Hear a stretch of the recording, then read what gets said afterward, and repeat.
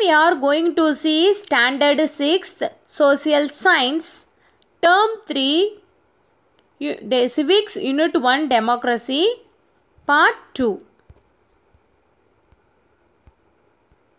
Representative democracy. இதில் வந்து parliamentary democracy and presidential democracy இருக்குது. Parliamentary democracy யார் ஃபாலோ பண்ணுறாங்கன்னா இந்தியா அண்ட் இங்கிலாந்து.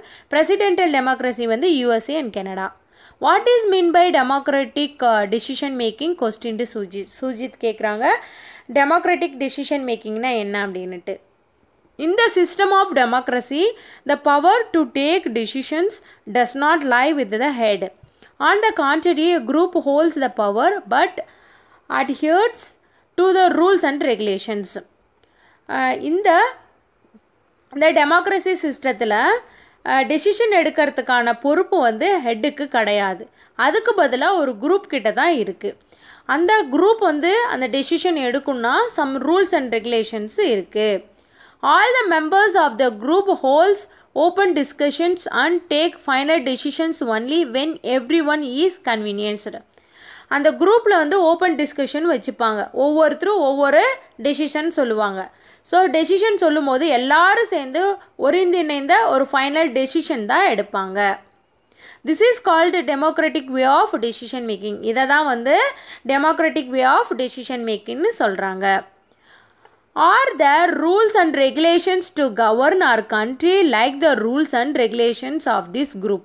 இந்த குரூப்புக்கு எப்படி ரூல்ஸ் அண்ட் ரெகுலேஷன்ஸ் இருக்கோ அதே மாதிரி நம்மளை கண்ட்ரியை ரூல் பண்ணுறதுக்கான ரூல்ஸ் அண்ட் ரெகுலேஷன்ஸ் இருக்கா அப்படின்னு சொல்லிட்டு கேட்குறாங்க.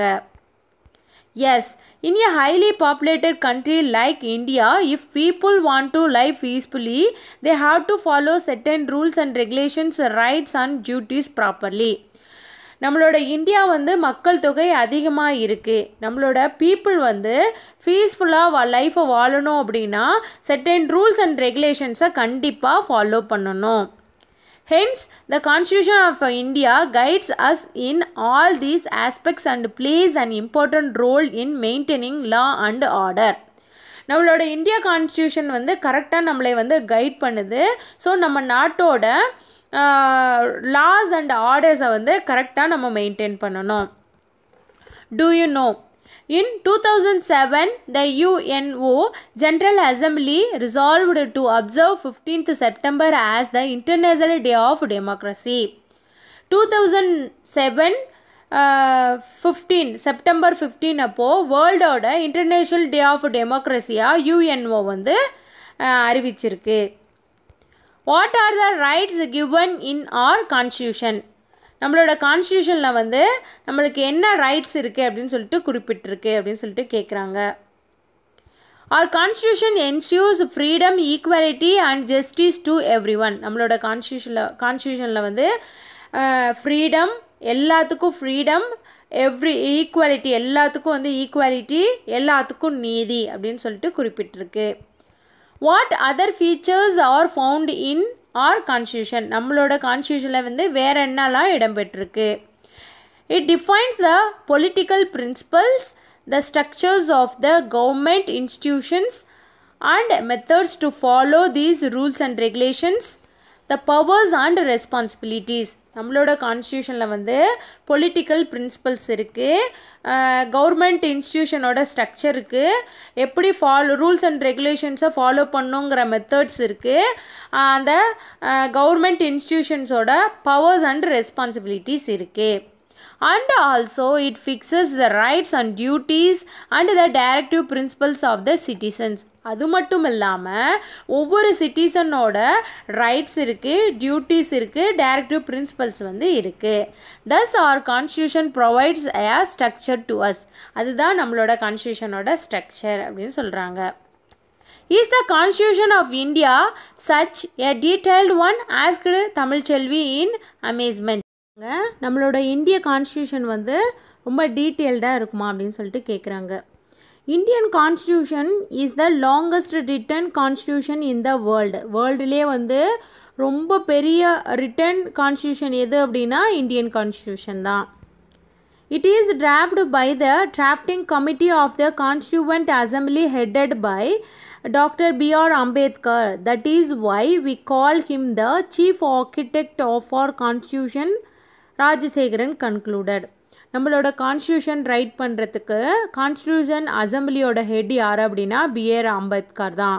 ஸோ அதனால தான் நம்மளோட கான்ஸ்டியூஷனோட சீஃப் ஆர்கிடெக்டாக பிஆர் அம்பேத்கரை சொல்கிறோம் அப்படின்னு சொல்லிட்டு ராஜசேகரன் வந்து கன்க்ளூட் பண்ணிட்டாரு.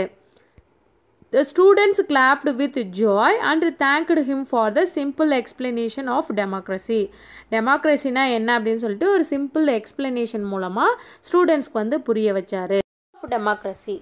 Democracy is defined as government of the people, for the people and by the people.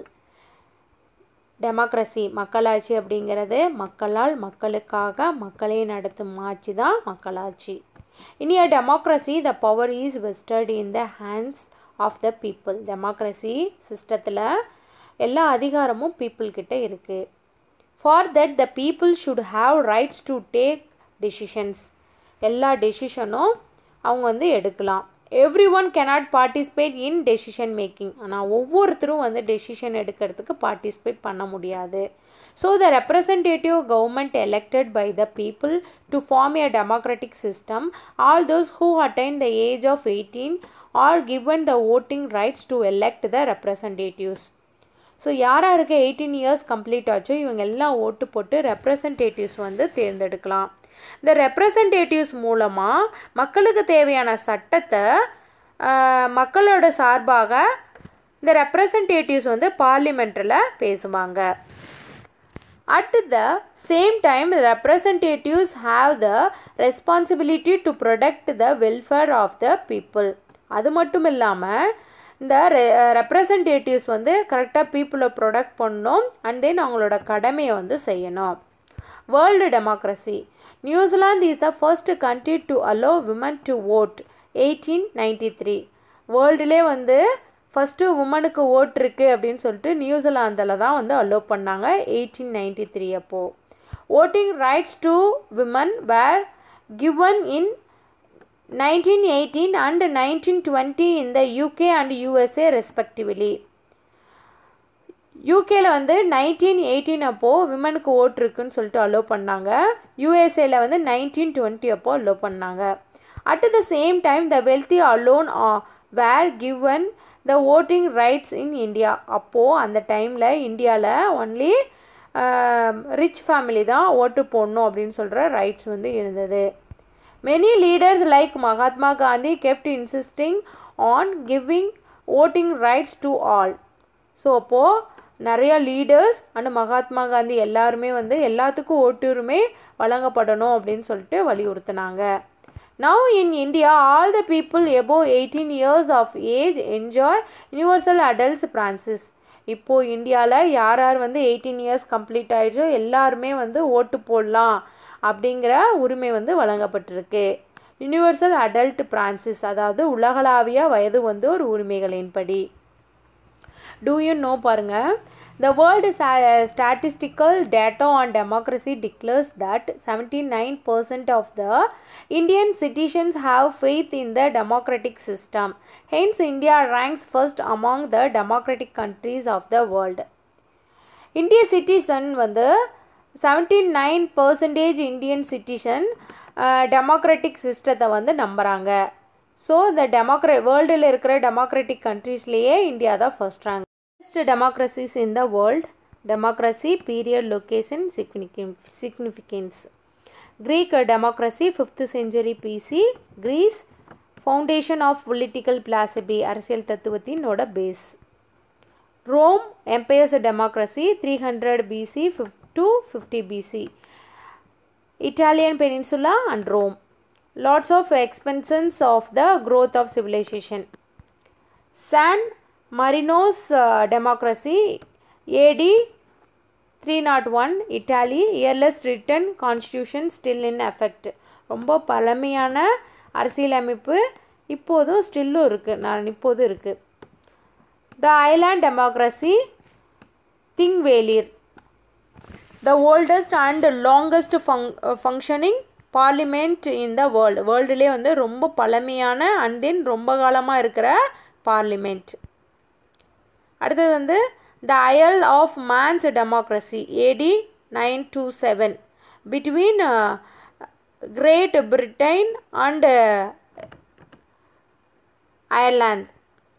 Self governing possessions of the crown மன்னராட்சியின் கீழ் சுயாட்சி. British democracy 13th century AD England.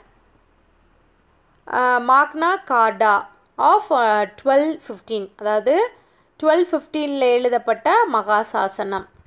US democracy AD 1789 United States of America oldest standing democracy ரொம்ப பழமையான மக்களாட்சியில் ஒன்று.